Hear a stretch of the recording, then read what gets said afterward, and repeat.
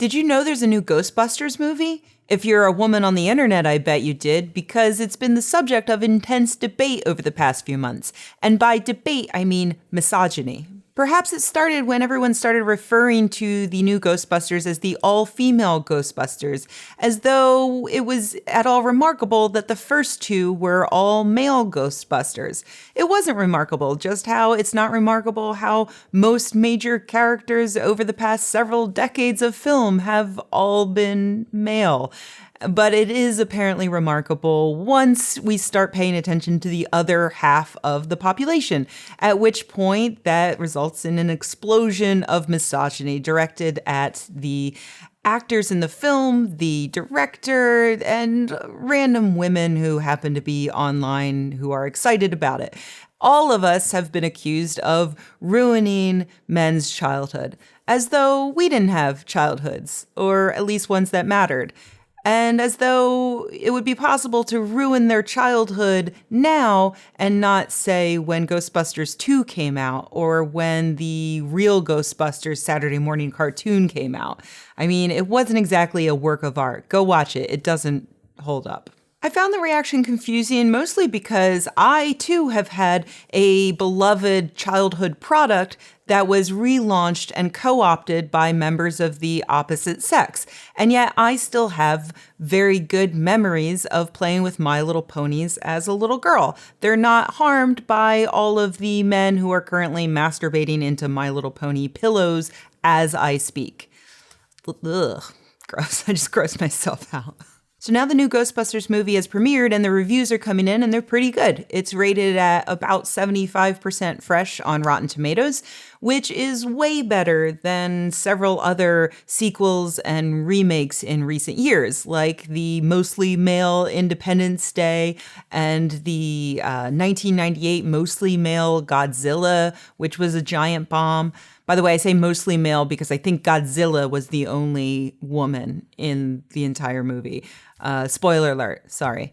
Oh, but I mean, not a woman. Like, she wasn't a woman in a Godzilla costume. She was female. But I know female and woman are interchangeable, so. But a pretty good rating hasn't stopped all of the internet misogynists from scurrying to rationalize why a film that they spent the last 5 months saying is going to suck doesn't actually seem to suck. They say that the critics have either been paid off by the production companies or all the critics are feminists who have too much invested now to go back and say that the movie actually sucks. The former rationalization is pure conspiracy theory. Yes, we know that some critics can be bought, but it's ridiculous to assume that all of them can be bought when films like Independence Day come out with millions and millions of dollars behind them and they get absolutely wrecked in the reviews. And the other rationalization actually touches on a good point accidentally. It's something called perceptual bias. And where Redditors and other misogynists go wrong is in assuming that it only applies to feminist film critics. And they also go wrong in assuming that all of these film critics are feminists. But let's set that aside for the moment.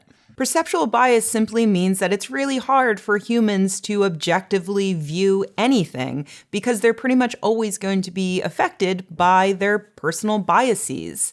For instance, I am super biased against remakes. I hate Hollywood remakes, so that would in part bias me against the new Ghostbusters. But I also love things that make misogynists cry, and so that biases me much more so in favor of Ghostbusters.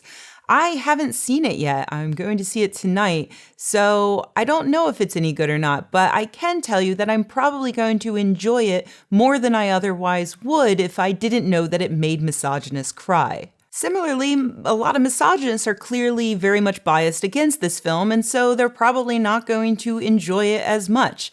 In fact, there are some people who have spent many months vociferously stating that the film is going to suck, so they are heavily invested in their bias, and that's going to color their views so much to the point that even objective facts like, hey, the movie made a lot of money and the movie is getting good reviews, can't make them see that the movie is not a failure.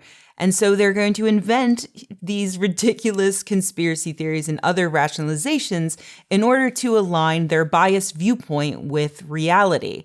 And in addition to those rationalizations, they will try to force reality to fit their biases by going on websites like Metacritic and trying to game the system, downvoting the movie as much as possible until Metacritic bans them and just stops allowing people to submit their reviews of the movie. This type of perceptual bias has been studied to death, and one of the most famous examples involves a football game. Researchers had fans from two opposing teams watch the exact same videotape of the same game in which the teams faced off. They then had the fans count every violation a player made. And what they found was that these different fans saw wildly different games. There were basically two different games that they were seeing.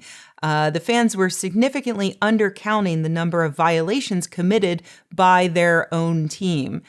And so that was an actual verifiable fact that was changing due to perceptual bias, how many violations were occurring. When it comes to whether or not a movie sucks, you're dealing with both facts and a whole lot of opinion. So things get even messier and perceptual bias becomes even more important. So is the new Ghostbusters a disaster? No, obviously not if we're going by facts like how much money it's making and how good the reviews are. But is it a great film? Well, that depends on your personal perception, which depends on your personal biases. So you're just going to have to watch it and make your own decision. But also, it makes misogynists cry. So yes, it is a great movie. That's a fact.